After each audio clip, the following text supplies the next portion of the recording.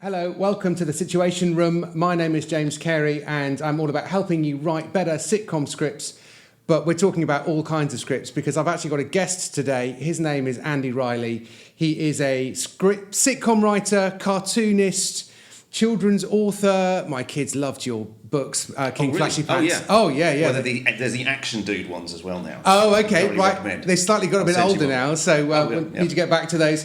And screenwriter of the forthcoming movie. Seize them. Seize them. You have to say, well, there's a few different ways to say it. You can go, seize them, or you can go, seize them. Seize them. But yes, it is a film which is based on...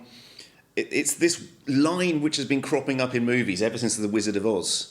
The Wicked Witch of the West actually says it, seize them. And it's always said by mean aristocratic rulers. Sometimes they're galactic emperors, and sometimes they're kings and queens. Yeah. In this instance, it's her. Yeah. It's Queen Dagan, she's the main character, played by Amy Lou Wood. Okay. So she loses her kingdom early in the movie. Okay, fictional world, as it were. Well, this isn't England. It's Britain in the Dark Ages, but every character is made up. Okay. She loses her throne and she has to go on the run and be a fugitive in her own country, and she has to try and get her throne back or become a better person. What if you have to choose? Okay. So there's the choice, because films are about a character, they go on a journey. Yeah. That's how it's different from sitcoms, because they never learn. In this one, there's a bit of learning going on. Yeah. There's a bit of learning going on. However, I mean, I couldn't have written something of this length without having trained myself up for years doing sitcoms. Because me and Kevin, Cecil, my writing partner, we've probably written somewhere in the region of about 90 sitcom episodes, of which a good chunk have been made. And some of them don't for various reasons. But it's quite a lot, and it's a lot of training.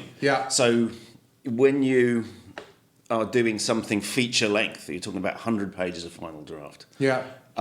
It's easy to get lost in the weeds, particularly about 3/4 of the way through the story. Act 2 to Act 3 is the one. If you don't have that bit sorted, I'm told, having never written a proper movie, you don't have a movie. That's true.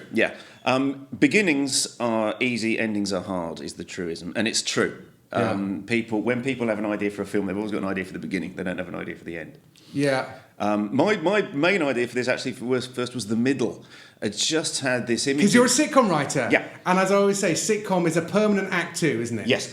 And these three characters here, played by Lolly Adefope, Amy Lou Wood, and Nick Frost, they are the little gang. They're the gang of three. You can see them in the trailer. It's very much, here's our team. Off they go. And then we've got the two villains chasing them as well. But there's whole sections in the middle which is very much like, here's the sitcom. And it was actually Richard Curtis that said that to us, because he was very nice to us early in our career. We used to do work for Comic Relief. And we did it half to be nice to the world, and also half because we could hang out with Richard Curtis. Who wouldn't? As a young comedy writer, you want to do that. And he very much brought that kind of sitcom writing mentality to his movies.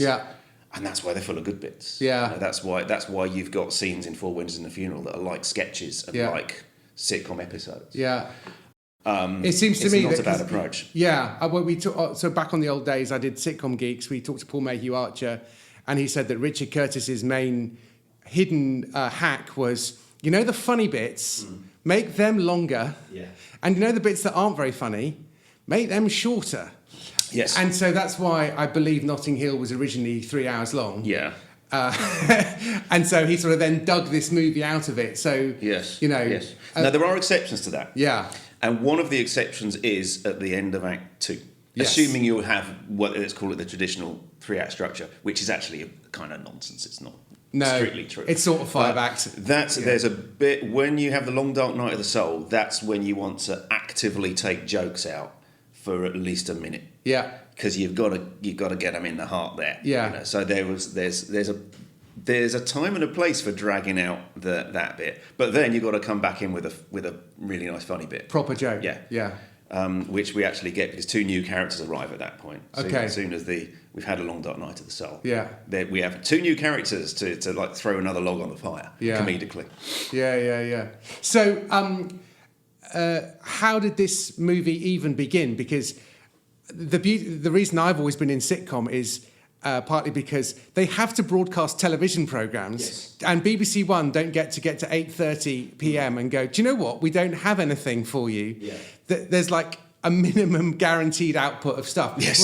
Whereas a movie has to be separately financed and literally pull itself into being ex nihilo, to use a theological term. And how the hell did this movie appear out of nowhere? Well, I mean, me and Kev have worked in films for quite a long time. It's over 20 years since we had our first meeting about Romeo and Juliet. Indeed. And we probably, there's a few writers on that film, but we probably did more writing than anybody.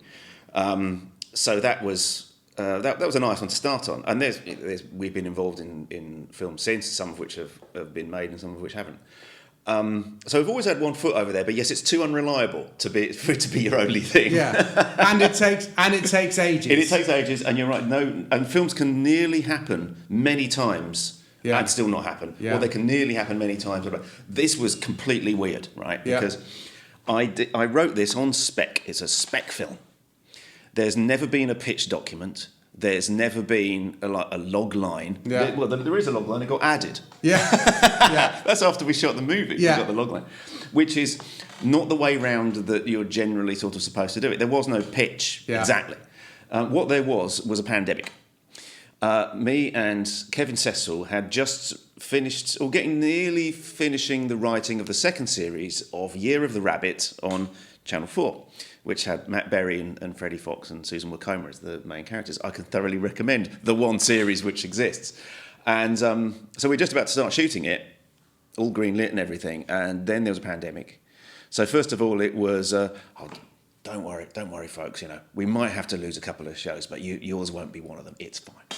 And then they got their financial figures a month after when they went, oh, God. Oh, my goodness. Cut everything! The horror. Yeah. So it was that happened in about July of 2020, so we were just sort of coming out of the first wave and Rule of Six period, not much going on. So suddenly I had a bit of time on my hands, and Kev was, he took on a bit of drama episode writing as a solo thing. So I didn't have much to do, and that's unusual. You didn't have anyone to play with, and that's for me, that's unusual. Yeah, and I started going camping with intent. There's I found this very large area of wilderness waste ground. I won't say where it is, but it's basically reforested, or it had. It's now getting developed. So they're bulldozing the forest down.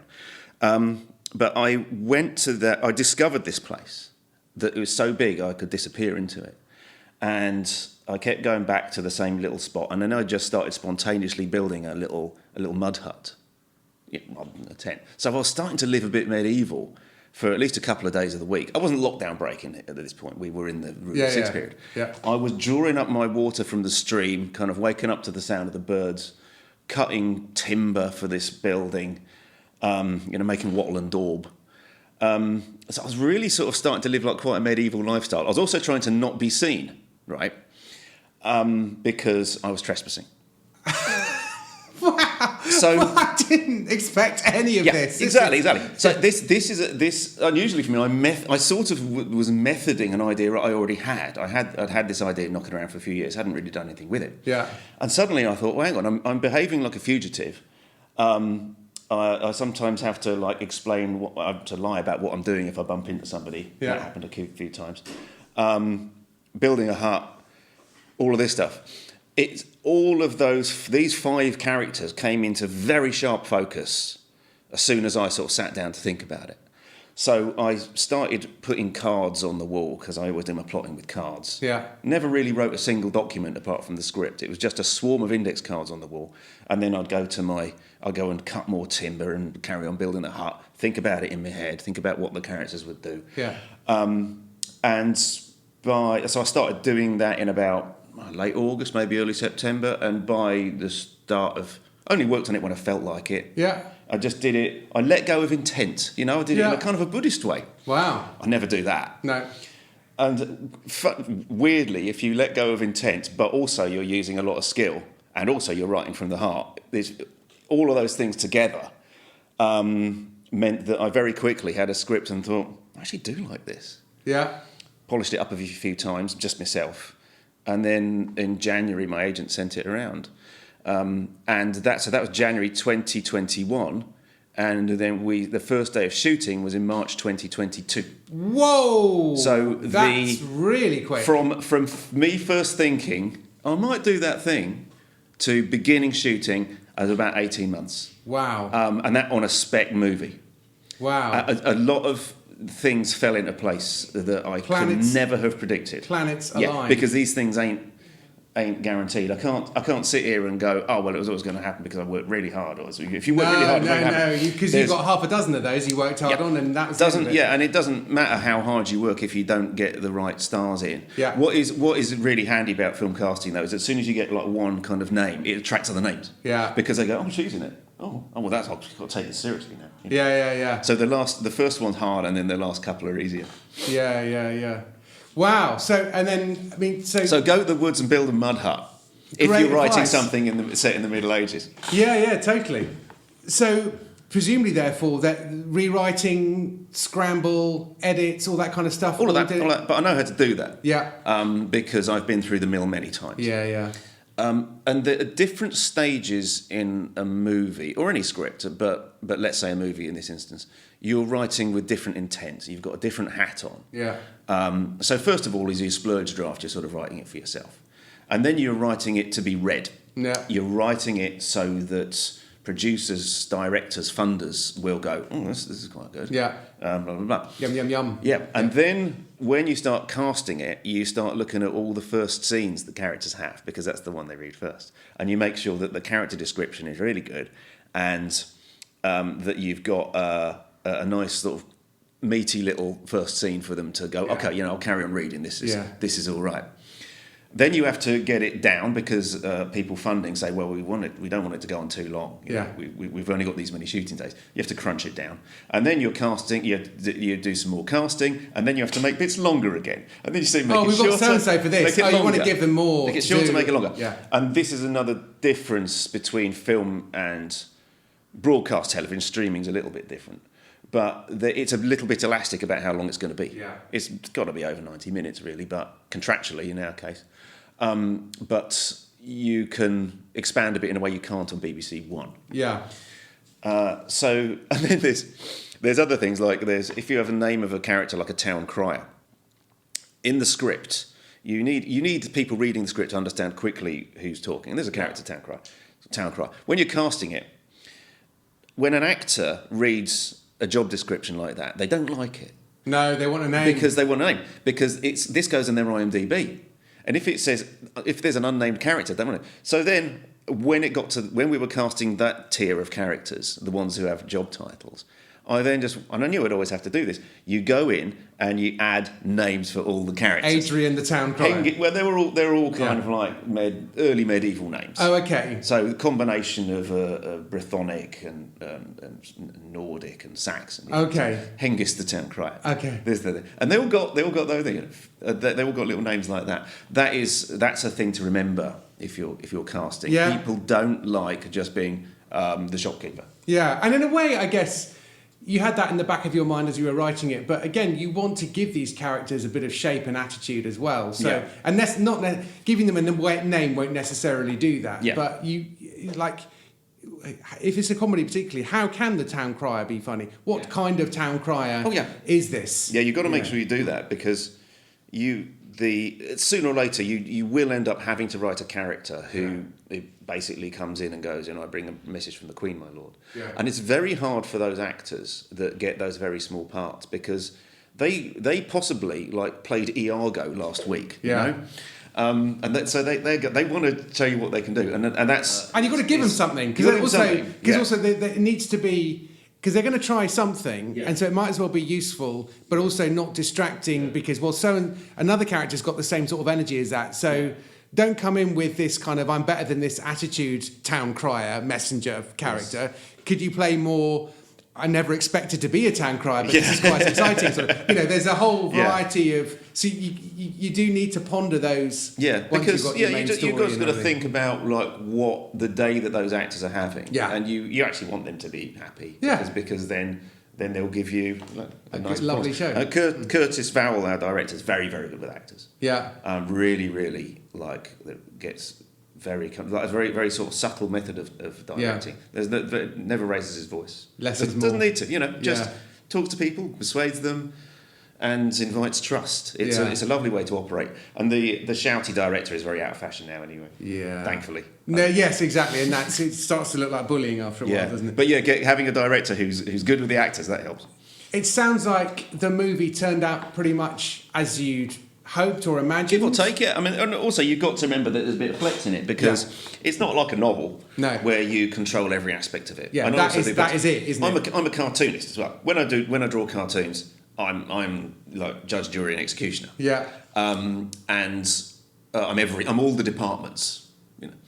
I'm all the actors. I'm the designer. All that. And films aren't like that. I mean, it's the mystique of films is that people like to talk about them having an author who's a director, and it's normally not quite true. Yeah. It's always a cluster of people. Even like Wes Anderson is actually someone who has a very unique style. Yeah. Well, there's other people working for Wes Anderson that have their styles. Who know how to give him what he wants. Who knows how to give him roughly what he wants. They are communal enterprises, movies, very much so. Yeah. You've got to. There comes a point where you sort of got to get out of the way. Yeah. And with Curtis, that was easy because I could see, he's going. I could see where he's going. This is great, and he established the style of it. Yeah. Very quickly. I don't need to worry about that. Yeah. Day one of the shoot, there's an element. Which is not to say I wasn't worried. There's always something to worry about. Yeah. But I mean, I remember even just doing telly on Bluestone. We got the rushes back from the first few days of shooting, and me and my co-writer and the director and the producer all watched the screen, and we were all pleased with it because it's like, we're all shooting the same show. Yeah. And that was a relief. That's very important. And until we got to that moment, we did not know 100% that we were quite on the same page. Yeah. Until we actually had some shots in the can and it was assembled. So was this... when it was assembled, so you didn't necessarily know that like halfway through day one or something? Not quite, no. Yeah. But we got some stuff back early on and we felt good. And there was an element of like, okay, relax. Yeah. Because we've got another, 38 days of shooting or however many we did for 6... it was 8 episodes actually. Last question from a boring writer's point of view. So you went method on the writing. So I weirdly did. I guess you learned that. And I used I sort of let my subconscious structure the movie. Yeah. But I could only do that because I've written a bunch of movies before. Yeah. And I've got it so much under my skin that I just thought, no, I'll just sort of throw the cards on the wall. They were actually falling into a shape that I wouldn't have been able to do when we were starting off. But in terms of story, character, plot, all that kind of stuff, did you feel you learned anything through this movie? Stuff like, you thought this would work and actually you found another way of doing things? There's always... you always need to make things simpler over and over. And I knew that. And yet you still make it complicated. And so it's that thing of simplifying down. You've always got to simplify more than you think you did, even when you factor in your sure knowledge that you need to simplify things down. Yeah.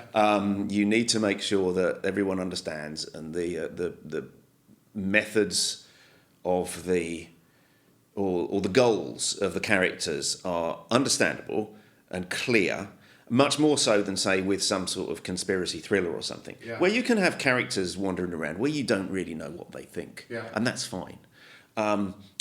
Comedy is there's mystery is. I know this is something that you've said often. Is a mystery ain't your friend. No, I knew that, but I knew that even more. Yeah. And there's also something that I was very pleased that I did, and it was one of the things that made the film shootable, and it's actually in the trailer.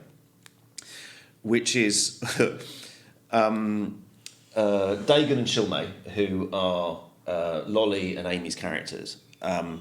They're sort of our twin Dorothys in this sort of road journey. They set off, and very soon, and this is not a spoiler because it's in the trailer. But very soon they meet Bobbick, who's the guy who lives in the mud hut, played by Nick Frost.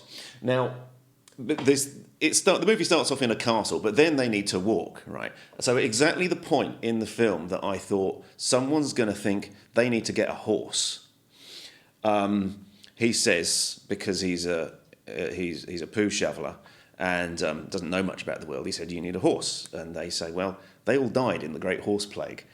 A dragon then? Yeah, they're not real. Fuck off. Little short exchange completely removes horses from the movie. Yeah. And I knew, and this is the one thing that I took from Holy Grail, because people are going to inevitably go on about Holy Grail. Yeah. It's actually much more like the films of Will Hay. But it's the one thing that I consciously took from Holy Grail. Yeah. Is that I knew that originally they thought they would have horses and would be riding around horses. Then they found out how much the horses would cost. Horses cost much more than people. Yeah. Also, no actor does their best acting on a horse, ever. No. I've asked actors about this. Yeah. Great for an entrance. Yeah. Then you want to get them off the horse. And they're terrifying as well. Yeah. They're huge. And I wanted it to be a walk. You know, I wanted it to be like The Wizard of Oz. So it's like, and also, how do you film it? Because the actors are so high up. You can't do it.